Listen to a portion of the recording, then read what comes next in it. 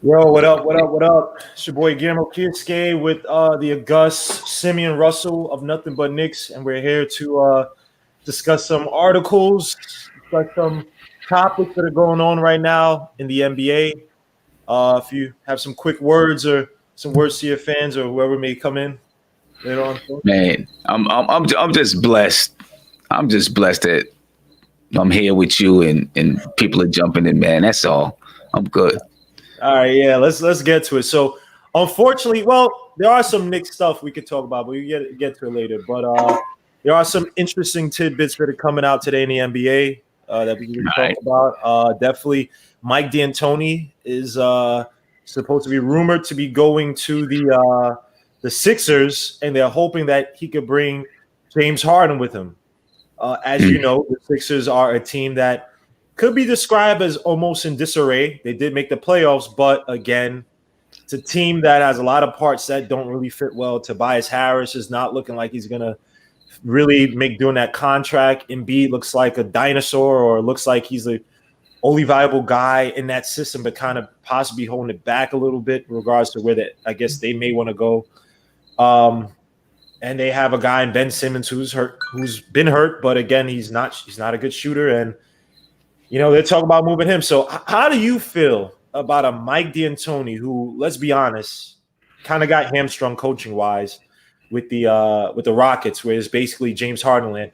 How do you feel about just him going to the Sixers? Not even the Harden stuff yet, but how do you feel about just Mike D'Antoni, right?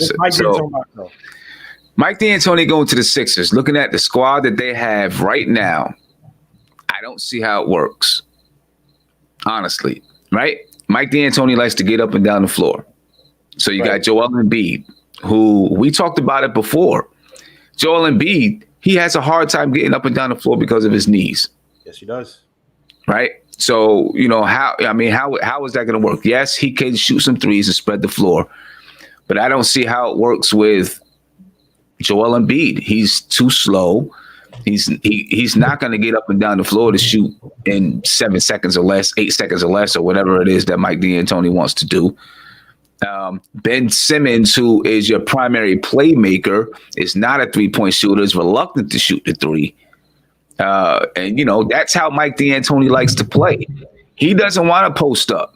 Mike D'Antoni believes that the post up is the worst play in basketball, right? Because he believes it's inefficient, slows down the offense, the ball doesn't move. When you sit and you wait for one guy to pound it in, and then try to score where everybody else stands around. Well, with Joel Embiid, you're going to get a lot of post-ups from Joel Embiid because that's the way he plays, right? That's his strength. When you're talking about Ben Simmons, his strength is going to be closer to the basket as well. So I would think that they'd have to make some roster moves in order for it to work. I guess that's probably why you hear about James Harden going with them, because they're going to have to make some roster moves in order for it to work with Mike D'Antoni, in my opinion. When you go back, he had Shaq, right, in Phoenix. Mike D'Antoni did, I believe, right? That didn't really work out too well. Nope. With New York, he had Melo wasn't an up and down player, more of a post player, high post player, low post player. And then in LA, who do you have in LA? Dwight Howard, Kobe, right? He had Steve Nash to try to put it together, but Steve Nash was hurt. Yep. He couldn't play. I just don't see how it works with Joel Embiid. Yeah, and just looking at some of the offensive ratings, the Houston Rockets last year in the playoffs, in the regular season, or this past season, ranked sixth in offensive ratings, and the 76ers 14th. Defensive ratings, the Rockets ranked 15th, while the 76ers ranked 8th. So, again, this does not seem like the greatest of fits to his playing style. Obviously, he wants a high-octane offense, like you said. Joel Embiid, unfortunately, is a player who is more of the old-school set. Even though you could say that with Jokic, but Jokic just does a lot more with the ball, and he can shoot the three, and he can stay healthy.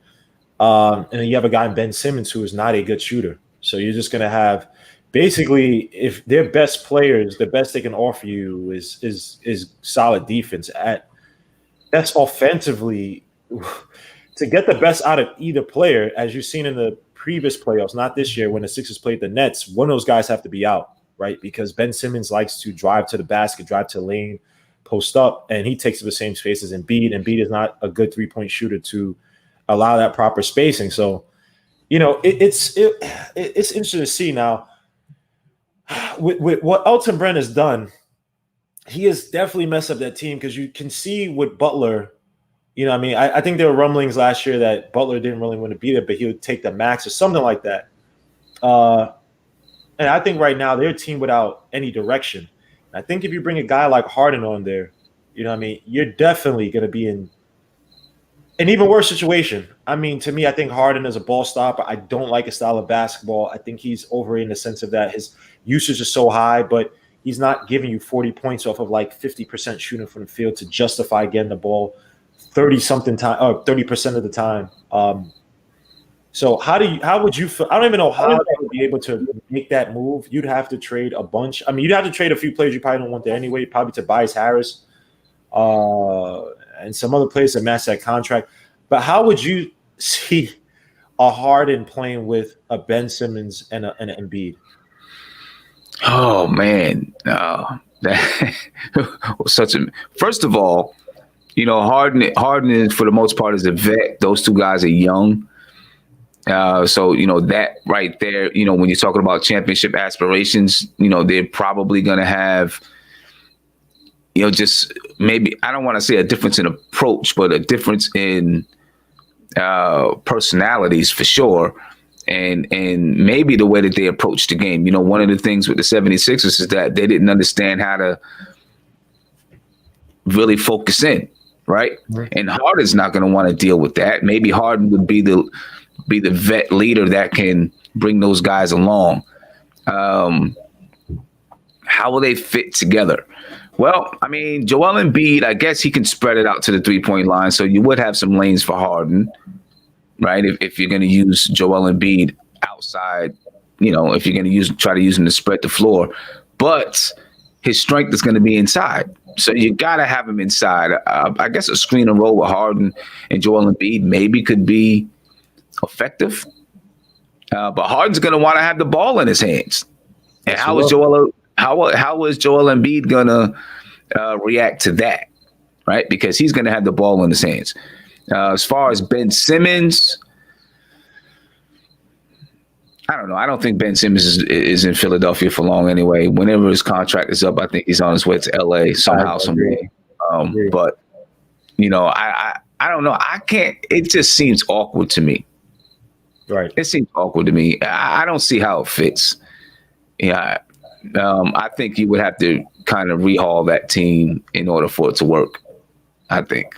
Now, it's funny enough because I think that pick and roll with Embiid would be deadly, and it would allow James Harden to continue to do whatever the hell he wants, in regards to having the ball in his hand, even though I hate his style of basketball. Now, with Embiid, if you had Ben Simmons and no Embiid, you'd have a play. You could easily have Harden play more off ball, but Ben Simmons would be forced to become a better shooter because when Harden would play on ball, Ben Simmons, Ben Simmons does move well off the ball, but he'd have to make those shots. He'd have to make those timely shots coming off of screens, curls, flares, whatever it may be that they run.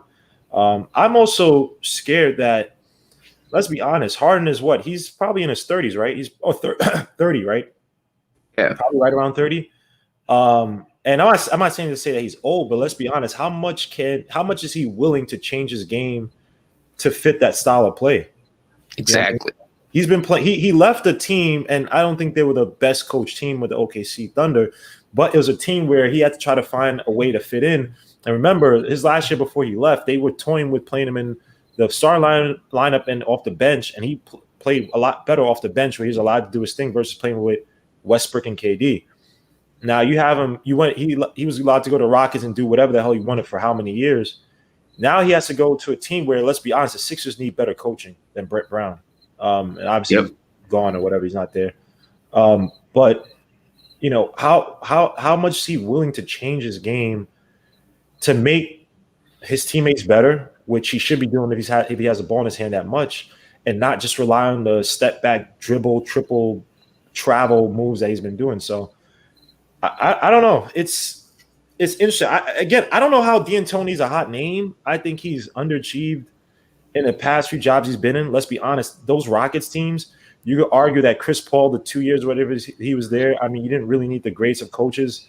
And even the D'Antoni system, let's be honest, the pick and roll, the high pick and roll perimeter players on the outside, they weren't really running that. Like, I'm pretty sure I'll get the percentage wrong if I try to guess it. But in the playoffs, it seemed like a lot of just iso ball and a pass to whenever you could get the defense to collapse on you. And that's not a D'Antoni people. So what is D'Antoni? What team would, let's be honest, what team would D'Antoni benefit nowadays in this more advanced NBA? Everybody's running his concepts. A lot of teams are running his concepts a lot better than he is. And flip it on defense. I think for Mike D'Antoni, a team that's already defensive oriented, right?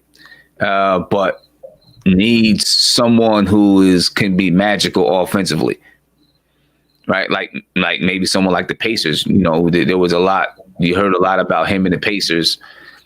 Maybe a team like that where they are already defensively sound and they already work hard, already defensively sound, but they need somebody that can be a maestro offensively, right?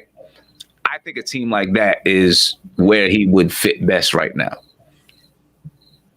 Mike D'Antoni, to me, whenever he's always been the coach that made stars because of his system, right?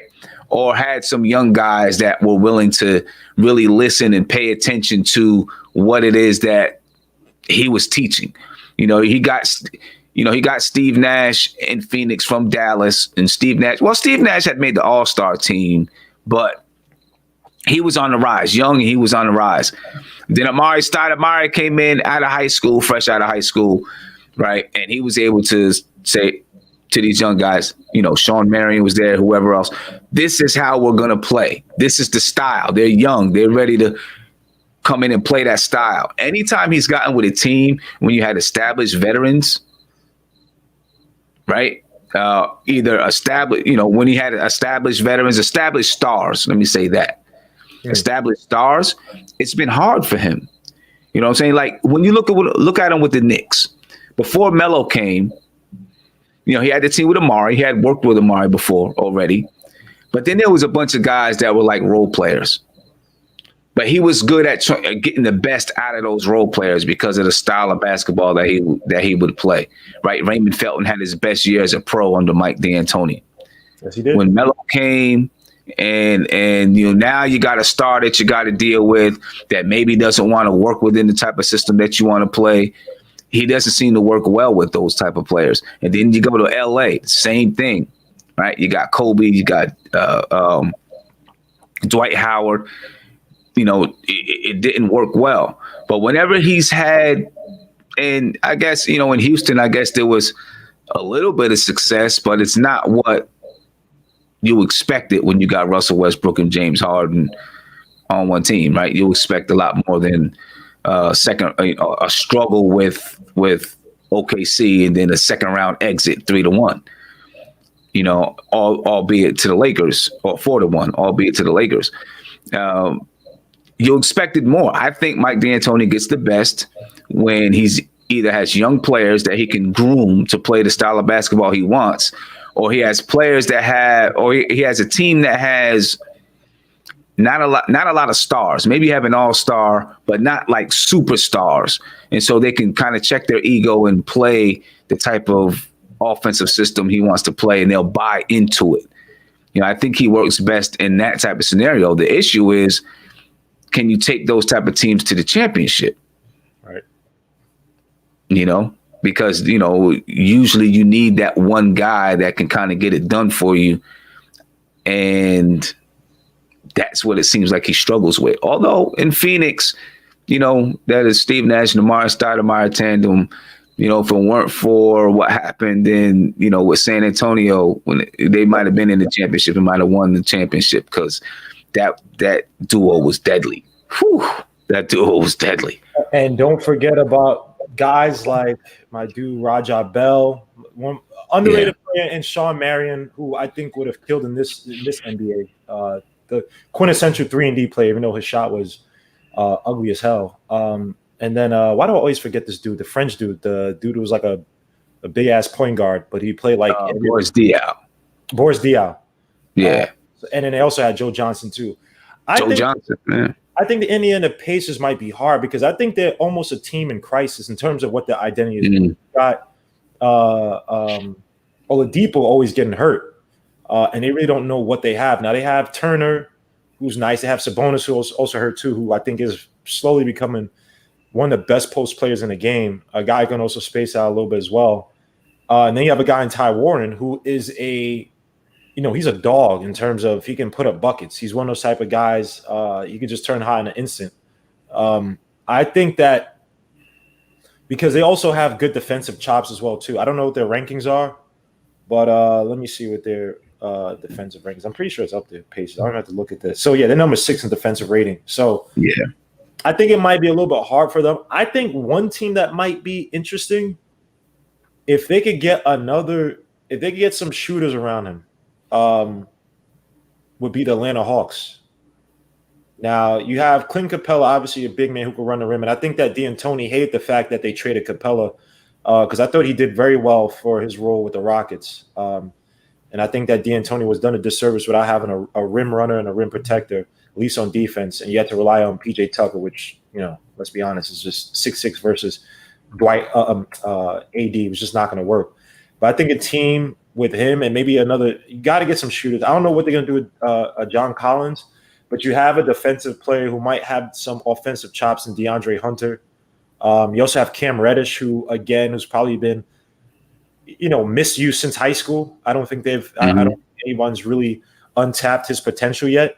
But this is a guy, he shot poorly last year from the three, especially 33.2%, but he shot 80% from the free throw line, 38.4% from the field. He only averaged 10.5 points. So I think there's potential in him if you could get him into a role. And I understand because when he was at high school, he was more on ball. And then in college with Duke, he was like he played more as a shooter, which was just not his role, like as just a pure shooter.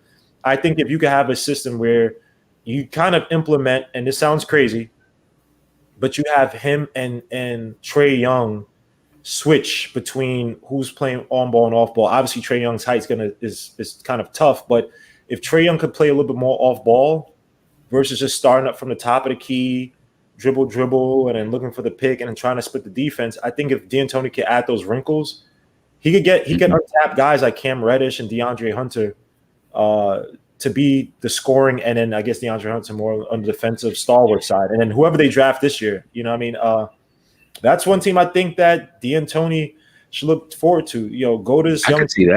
Yeah, go to a team where the pressure's not as high, but they need direction. They need credibility in regards to, hey, if a 2B-ish type of free agent comes off the market, a guy like a Bertans will probably be a D'Antoni, a dream in his eyes, a guy who can just shoot. He come to the Hawks, I take that bet versus going to the Sixers, who I think that's a situation that's going to crumble. Everybody likes to get on the Knicks. Yeah. The Sixers look like the Knicks when they were trying to go after guys like these aging veterans and just dump everybody on one team. Exactly. And that's a very Knick move to hire Mike D'Antoni right now with this group. Basically they're just trying to save face with the whole process and all of that, and trying to save something that is, like you said, I think is crumbling too. They're just trying to save it with Mike D'Antoni. I think he's got to look at that and say this is going to be a big mistake. Right. He's got to. He's smarter than that, I think. He's got to. Hopefully, but let's go to the next topic, and we're definitely going to get some Knick news and some interesting Knick news out there. But real quick on Buddy Hield is talking about teasing a desire for trade to the Sixers. Now, that's a team that definitely could use some shooting in the Sixers, but Buddy Hield has had an interesting career with the Kings. And I guess Embiid tweeted out, trust the process, and Buddy Love said, big facts. Now, this is a guy who was fighting for a contract with the Kings. He got the contract.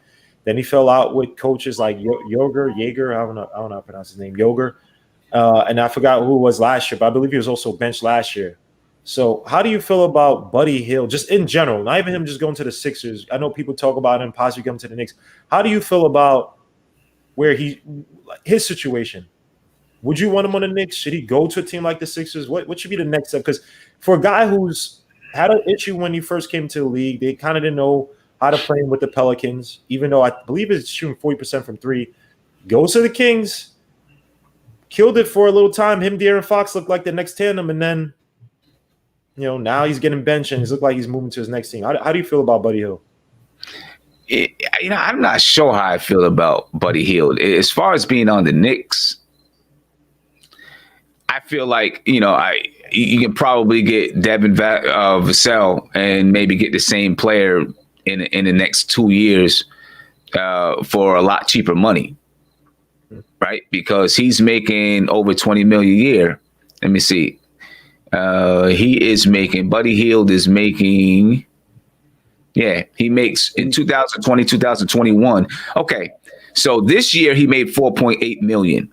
His contract his extension doesn't begin until next season.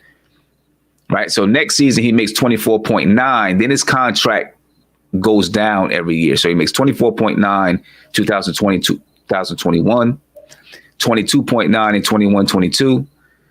21 million in 22-23, and then 19 million in 23-24. But still, I believe you can get a guy, and maybe he doesn't end up averaging 23 points a game, 20 to 23 points a game. But if you get Devin Vassell or Vassell in the draft, you get a guy that maybe has the potential of Buddy Hield, but is a lot cheaper, at least for the first few years. Right. And then, you look at, what's happening. He just got his contract extension. Now he's talking about being moved. Who knows what's going on there and what's happening there? Sacramento's always been a crazy franchise. You don't hear about it much, not like you do with the Knicks, but there's always been a crazy franchise. I don't know, is it him or is it the franchise? For the Knicks, I just don't think it's worth it. I think we need something different because we can get a guy in the draft that maybe has the same potential. Now, if you're talking about the 76ers, he might, if Mike D'Antoni is going there, he might fit with Mike D'Antoni. He might fit with Mike D'Antoni. I see that. I can see that.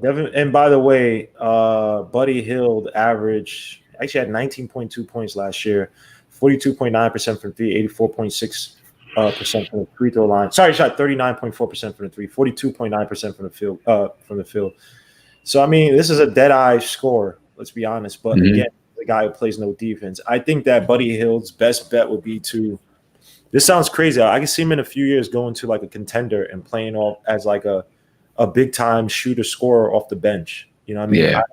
Yeah. A guy who just offers so little on defense and is being benched. This is a guy that literally him and De'Aaron Fox, I believe, a year or two ago, was it like 2 years ago, I believe, they almost got the Kings into the playoffs. Like they were one of those surprise teams in the West.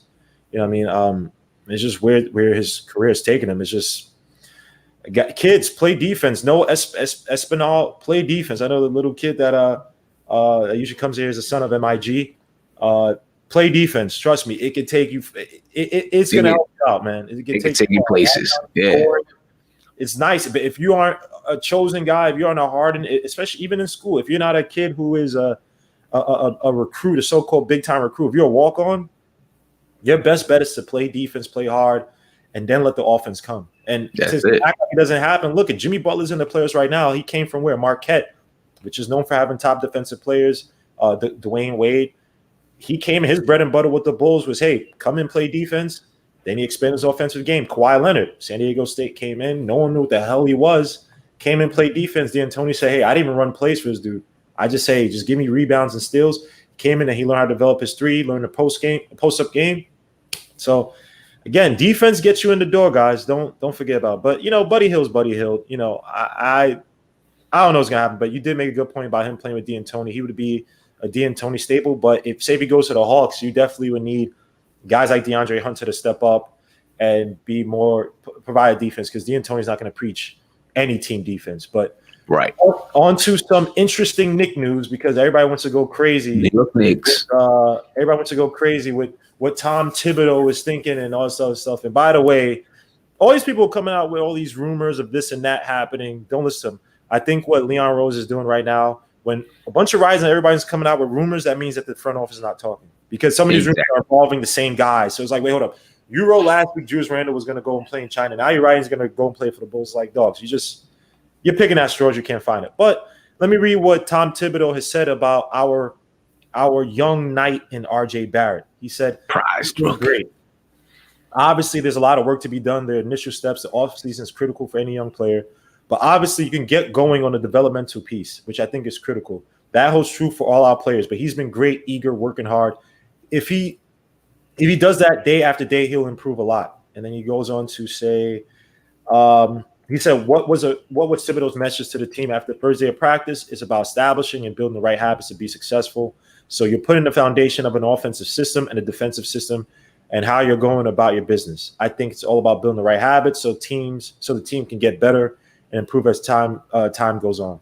How do you feel about, I mean, because the message is fairly generic, but how do you feel about Tom Thibodeau and how he's going to use RJ Barrett this season? Because everyone talks about he runs plays into the ground and all this stuff, but RJ Barrett, I think he is the type that he likes the drill sergeant. He likes the guy in the trenches who's going to get him to be a top defensive player, who's going to get him to be even more efficient around the rim, and hopefully for RJ Barrett also improve his shooting. So how do you feel about Tom Thibodeau, at least his initial impression on how he feels about RJ Barrett? Yeah, I think RJ Barrett is a Tom Thibodeau type of guy. That's what I think. Kind of like Jimmy Butler, right? One that's going to work relentlessly. He's going to listen to, what his coach is asking him to do. And I think that's all Tom Thibodeau is asking from his players, right? Work relentlessly. And, what I'm asking you to do, go out there and try to do it. Right. And I think that's what RJ Barrett is. I actually think that Tom Thibodeau was going to be really, really good for RJ Barrett. And I think he's going to use him a lot like Jimmy Butler. I really do. Jimmy Butler's, he's a little bit thinner than, well, at least at that time, maybe he's, a little bigger now, a little bit thinner than RJ Barrett, maybe a little faster. But I think they have this similar skill set besides that 3-point shot. But I think RJ Barrett's going to get that 3-point shot, right? I think they have a similar skill set, similar mindset to the basketball game. When RJ Barrett, he's already confident, but as he gets older and he really takes that leadership role, matures into that leadership role, then I think you're really going to see him take control of the team, kind of like Jimmy Butler's doing in Miami now.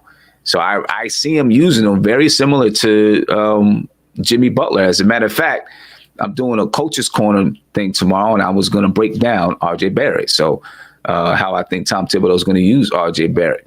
And I think that RJ Barrett is going to excel under Tom Thibodeau. I really do. And as long as this regime keeps Tom Thibodeau around for a while, and it's not, 1 or 2 seasons and you're gone, then I think RJ Barrett can excel under Tom Thibodeau. Because, and if people are worried about him using RJ Barrett for so many minutes, I think RJ Barrett is built for that. I agree 1,000%. I think the thing though with Jimmy Butler, and we've seen it with his later years with the with the Bulls, where when Derrick Rose came back and it was kind of like a little power struggle between the two, and then you saw with the Timberwolves, Tom Thibodeau has to find a way to allow RJ Barrett. Now, obviously, Jimmy Butler has ounces of experience, right? So I think when he came to that Heat situation, it was perfect. He was the final piece of that puzzle with all those young players. And you see how he's energized these players. I mean, if you watch Tyler Hero yesterday, Tyler Hero was playing like Jimmy Butler, dribbling the ball around when the guy's playing hard on him, and then he's just waiting for that defense to slip up a little bit, maybe another guy creeps up and he makes that little cut pass to help us come to the basket. So he's taking his cues from Butler, and then he's shooting. I mean, you saw what he did yesterday. So I would love that situation happen with RJ Barrett. RJ Barrett is obviously a lot younger, excuse me. So he doesn't have that that credibility to get the players to really play on them. But you have to create a situation where every player around them is kind of buying into some player on the floor. And if it's going to be R.J. Barrett, you would prefer it to be a bunch of young players on the team because, again, let's be honest. I'm not going to ish on Julius Randle. I'm not going to do that. But obviously, when you have guys like Julius Randle, Peyton, you have some of these veterans, they're going to look at me like, why the hell am I following this dude? And every player on the court might say, his teammates are like, well, I'm better than him. Why am I not being the leader on the team? So I think that Thibodeau and Woody will have to find a nice balance where you're not treating RJ Barrett better than anybody else, but you know that you want to basically build the team through his mentality at the very least, right? Yeah. RJ Barrett does remind me of Jimmy Butler, even though Jimmy Butler come into league, did you better than RJ Barrett? Like if you look at his percentages, 3-point percentage, way better than RJ Barrett. But again, RJ Barrett's first year. So RJ Barrett, one thing with Jimmy Butler is that Jimmy Butler's not the most explosive, but one thing that allows players to play off of him or in fear of what he's going to do next is one, definitely his improved passing, but the fact that he can pull up and he has a mid-range, right?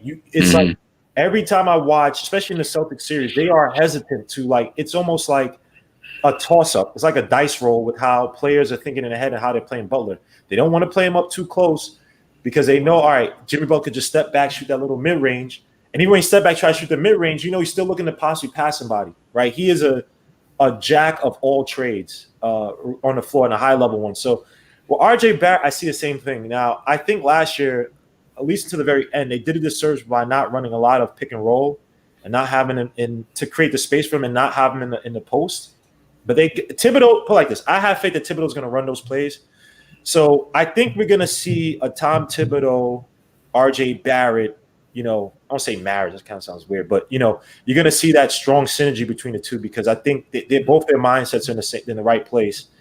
And the rest of the Knicks have to be in that same mindset. Play hard defense. He said it. I want guys to rebound, play hard defense, and shoot the corner three. And someone put on Twitter that Frank Ntilikina, for all you Frank haters, that Frank Ntilikina had the highest percentage from the corner of three-point percentage from the corner for the Knicks.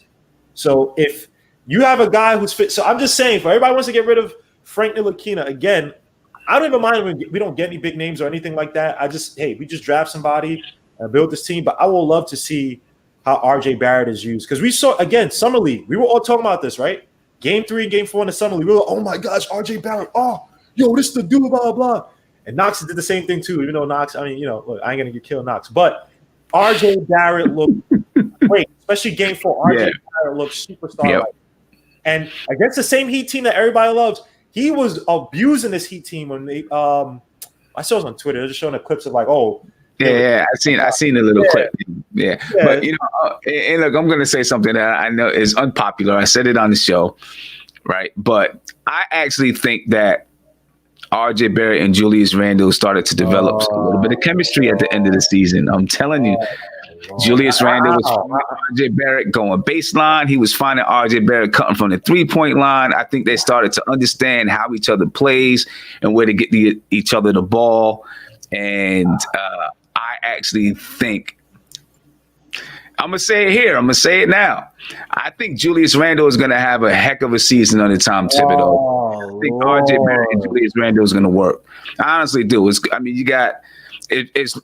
if they don't trade him, because if they trade for Chris Paul, then there's a big chance that I think if they trade for Chris Paul, if that happens, I think there's a big chance that Julius Randle goes in that trade because of the way the contract situation works out. And the Knicks would, if they trade Julius Randle for Chris Paul, they still have the ability to be a player in free agency with $20 million or something like that. But if it doesn't happen, and Julius Randle is still here, I think Tom Thibodeau, along with having Mike Woodson there, I think that's a good combination to bring Julius Randle in. I really do. I think it's a great combination to bring him in. I think Tom Thibodeau will be the guy that's riding his ass. And I think Mike Woodson will be the guy that's putting his arm around his shoulder. And I think it'll work. I think it worked, and I think that him and RJ Barrett started to develop something those last 5 games. I'm actually you said the last 5 games. That's enough for you to make You know what? You see, this is Sim. Because look, I mean, what else you gonna go on? They had times where they had some miscommunications, this and that. Maybe they had some passes here and there, but those last 5 games, Julius Randle was looking for RJ Barrett cutting to the basket, and there were several times when RJ Barrett cut to the basket, Julius Randle found him for a dunk because he was looking for it, and I think they found something right there that can work. I really do. And, I'm going to, it's going to take me a while because I got to find all the clips. But I'm going to break it down. You're right. Exactly. You came in. I got to go back and, be able to watch every game. So. Oh, my. Thank you, Sammy Soso. First of all, it's going to be bad space, even though it is on. It's not about them guys running a screen and roll together. Right. It's about having, like you say, bad spacing, but it's about having because at the times when Julius Randle found him, Julius Randle wasn't always in the post. Right. Sometimes Julius Randle was at the high post and other guys were spacing the floor while RJ Barrett was cutting to the basket. Sometimes Julius Randle was in the post and RJ Barrett was cutting from the 3-point line on the opposite side of the floor. You know what I'm saying? Where the floor is spread. I mean, if you talk about them two running a screen and roll, that's going to be bad spacing. If you talk about them two on the opposite side of the floor, it's not bad spacing because they're not near each other, right? So it's like if they're near each other and RJ Barrett can't shoot the 3, Julius Randle can't shoot the 3, right? Then their players don't have to leave off of one another. But if you have Julius Randle in the post and a 3-point shooter in the corner and then a 3-point shooter on the, out on the wing, and then you have RJ Barrett on another wing, and then you have in the other corner another 3-point shooter, right? The floor is spread so that RJ Barrett can cut to the basket. Julius Randle can find him on a pass. I'm telling you, it was happening. Those last few games, it was happening. Got to watch it. Go back and watch it. If you got League Pass or something, you can go back and watch it. Go back and watch it. It was happening. I'm going to go back and watch it because I remember Julius Randle who ignored RJ Barrett in that Sixers game. I believe also in the Rockets game or Rockets Bulls game. I can't remember which one. I just remember the highlight of RJ Barrett basically open on the other side and Julius Randle ignored him. And I say he did it purposely. And if he didn't do it purpose, that's even worse because he just doesn't have the court vision. But the biggest thing in Tom Thibodeau's offense, if you want to start, you have to play defense. His endurance and stamina is poor. When it comes to talking about running the floor, like when I watch Bam Adebayo, right? And I'm not talking about making coast-to-coast dunked and blocked, but I'm talking about literally just running with the team. Julius Randle, I don't know what workouts he's doing. He looks big. He needs to probably slim that muscle down because he's probably like a heavy dude. So that heavy muscle, it looks great. Oh, yeah, you could his post-up game is one of the big positive, but let's be honest, he looks winded. Even since his Pelican days I was watching clips of him, like he's always winded. And when he wasn't in, the Pelicans were able to play defense a lot more quicker. And in a Tom Thibodeau offense, I mean, look, he's had Noah. I mean, he had Cat. You could complain about Cat too. But when he had Noah, I mean, Noah's one of his biggest contributions was that defense, that all-out defense where you have a big man who can harass other players along with the backcourt. So you have Derrick Rose harassing. You had who's this guy? Why am I losing freaking memory of this? The guy that used to be on the Bulls, Darcy dude from Africa, usually play like the 3 or the 4. Luol Deng. You had Jakim Noah. You had guys in your backcourt and your front court. Even though Derrick Rose was the greatest defensive player, but you had that speed. You had guys who can get back, and Julius Randle suffers with that. How do you think that besides dieting? I think most of it is discipline, and I think that's what Tom Thibodeau can do. Really, I think a lot of it is discipline. He has the ability because we've seen it when he wants to exert himself, he can exert himself, and play decent enough defense. I'm not going to say all world, but play decent enough defense. Right. I just don't think that there was anybody that had the cachet, at least with this last Knicks coaching regime, to say, hey, you need to do it. You know what I'm saying? I think it's different with Tom Thibodeau and Mike Woodson. You know what I'm saying? I think they have that seniority. I think they have that cachet to be able to do it. Hey, Did Tom Thibodeau have Carlos Boozer? I think so. I think I don't so. remember. I think. Hold on. Let me just look up Carl Boozer real quick. I think that was a fake hairline years. Yeah, he definitely, because 2010, 2014. So he definitely. Because Carlos Boozer was okay defender. He wasn't. Yeah. Right. Like, off the charts defender. Right. You know what I'm saying? But I think, Tom Thibodeau was able to, get him to play good enough defense. I think he can get him to play good enough defense, and I think that he will. He's not going to use him as a point forward. We know that, right? Thank God. Well, if he's there, I think he'll find a way to maximize his talents.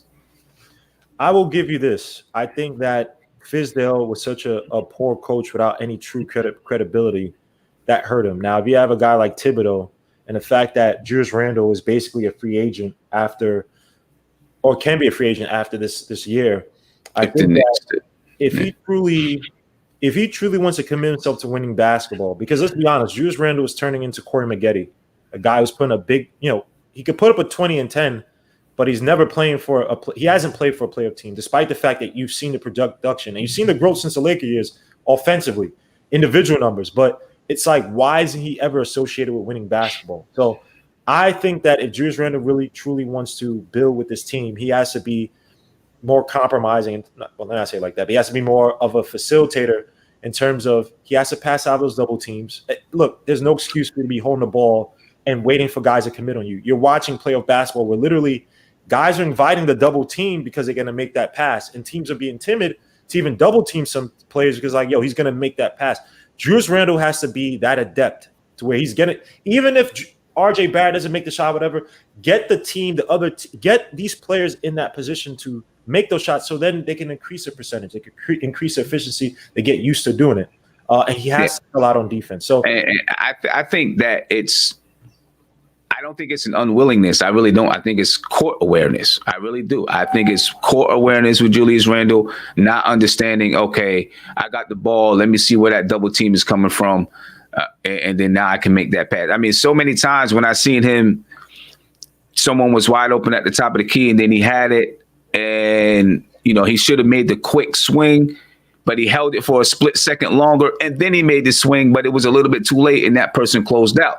To me, that's not a reluctance to do it. That's court awareness and understanding timing, because he made the pass. It was just a split second too late. I mean, all of us has been there when you had the ball, right, and that person came open, and you held it for just a split second too long, and then you made the pass, and then the person closed out, and it didn't allow the play to be open.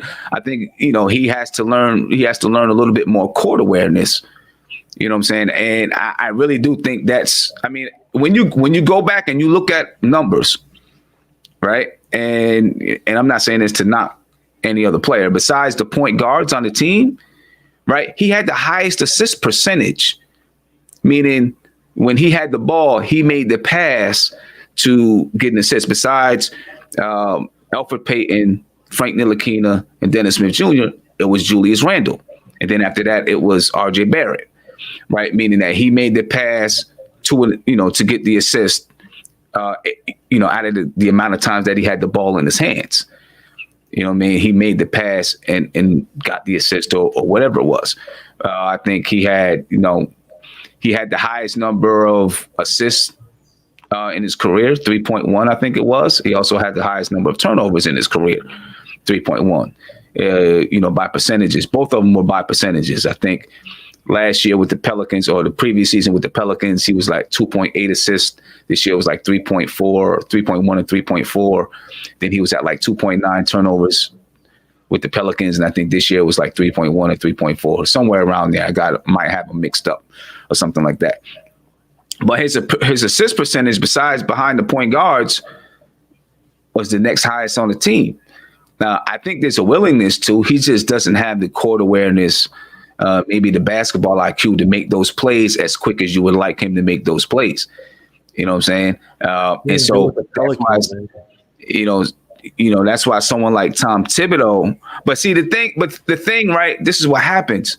I think, most fans with their teammate, with their players, they see highlights or they see a couple games, one game here, one game there of some players, and they see the highlights where players make some plays and they do it well, or they see a game and that player plays well, right? But then when they come in and we see them every single night, you see all the flaws every single night. Like, you don't see all the flaws when you don't watch the players every night. You don't see their flaws, and when you're not really paying attention to a team to really break down and analyze a team. Like if I watch, whoever play the Bulls, I'm just watching the game. I'm not really saying, okay, I'm trying to see what this guy does or what this guy doesn't do.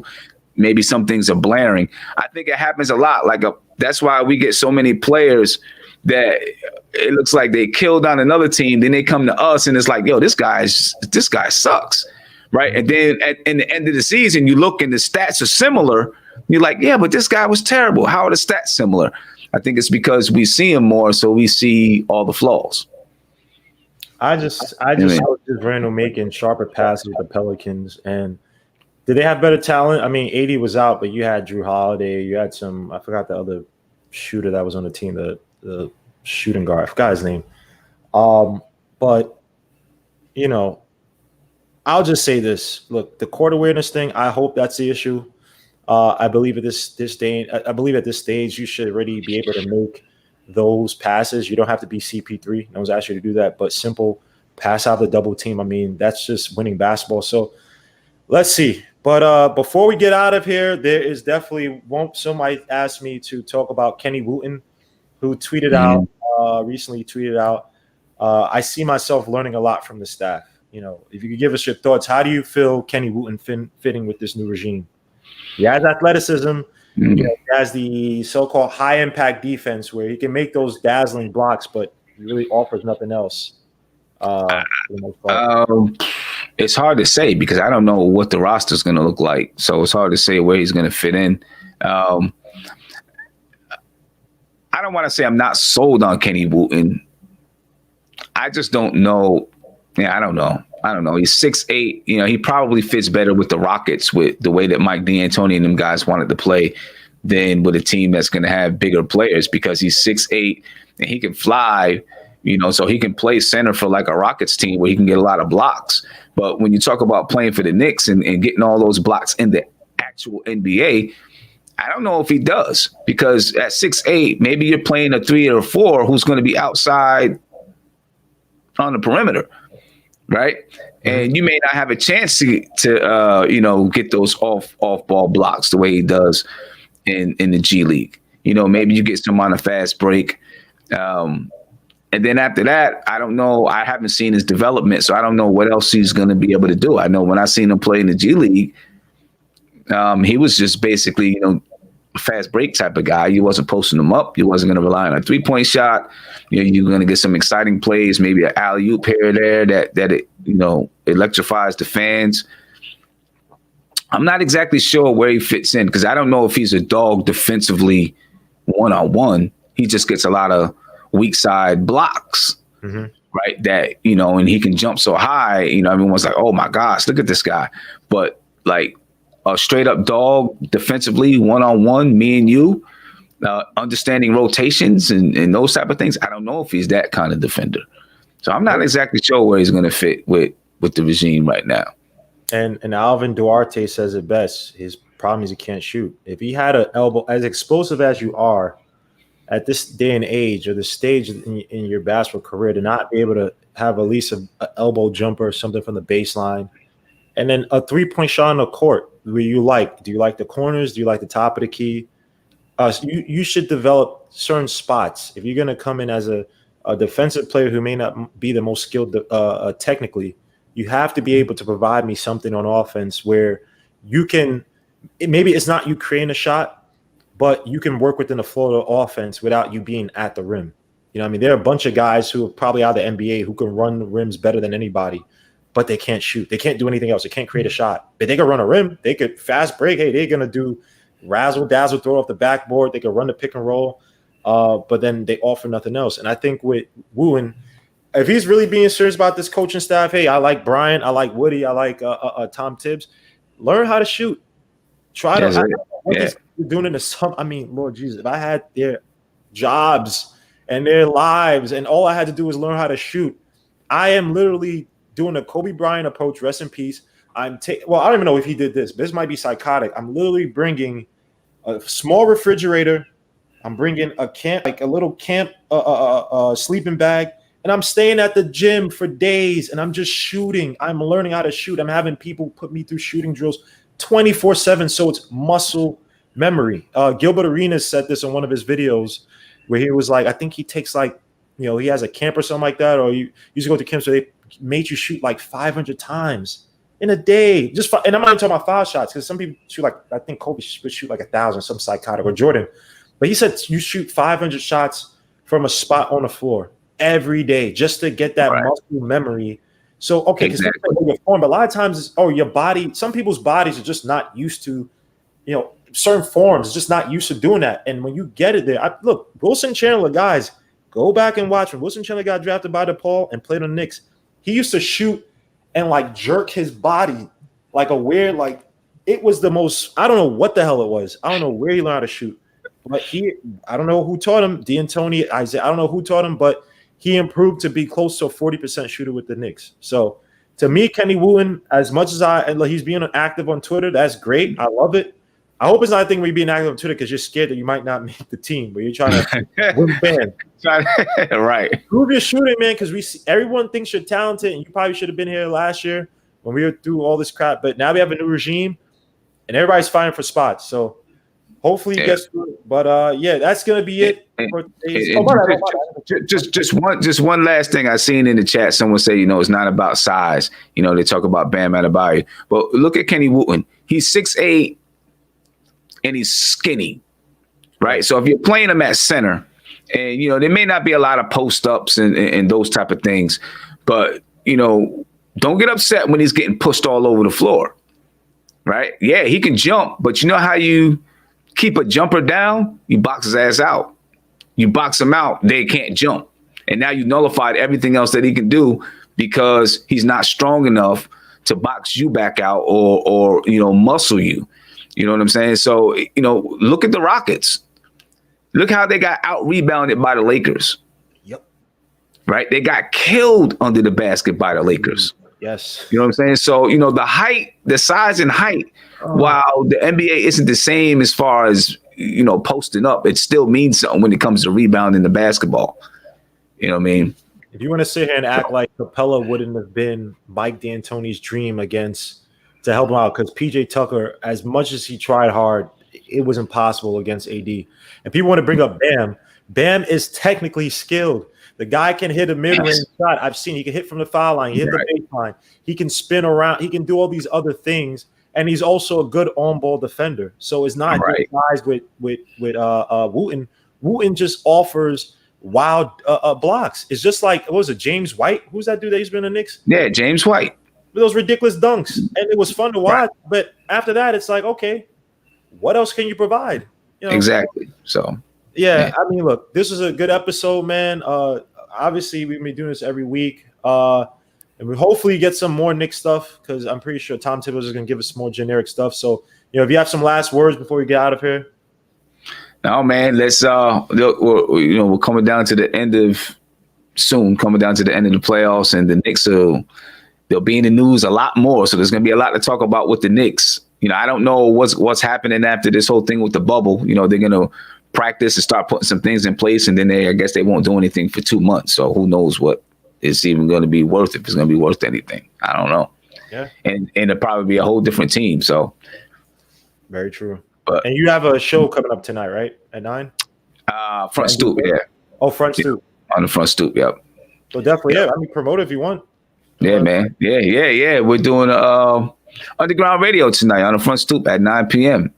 Just a couple of independent artists. We got about 5 independent artists is going to be coming through. We're going to talk to them a little bit, listen to their music, review it, and then I'm going to see how long that takes, and then jump off and watch the rest of the game.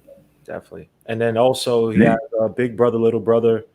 I believe you're going to be doing this weekend, right? I don't know when the Giants play. This weekend, that'll be Sunday. Yeah, that'll be before and after the Giants game. Yep. And who they play this weekend? San Francisco. Well, I mean, they suffered a lot of injuries, but yeah, and they I don't know. against the Jets, so that's not really a good Yeah. measure. But yeah, definitely, guys, go subscribe. Obviously, all you guys from MBK, but if you haven't subscribed already to Big Brother, Little Brother, please go subscribe. And when you search for Big Brother, Little Brother, type in Big Brother, Little Brother Giants, just so we could actually search for. Yeah, I guess it just, I don't know why, not enough, maybe not enough views and not enough content out yet for it to come up. I guess I don't know what's up with it. Yeah, so definitely go. And Adele Chapman is asking if you mess with jazz, like jazz music. Are you into jazz music? Oh, jazz music? Yes, I do. I don't review jazz music, but yeah, when it's time for me, when I want to relax a little bit, or do something that doesn't require me, like if I'm working on a written project or something like that, jazz music, just help me stay focused, Yeah, so Adele, definitely go check out Prince too, because you're probably going to run into artists who are sampling or using a lot of heavy jazz in your music. Yeah, definitely go check it out. But again, guys, thank you for being here. This was great again. I mean, we've dug up some Knick news. Probably next week we're going to try to find some inflection in Kenny Bryan's voice to find if he really likes a player or not. But we're going to keep the Knick news until the season comes. So salute to each and every one of you guys in here, and God bless. Peace.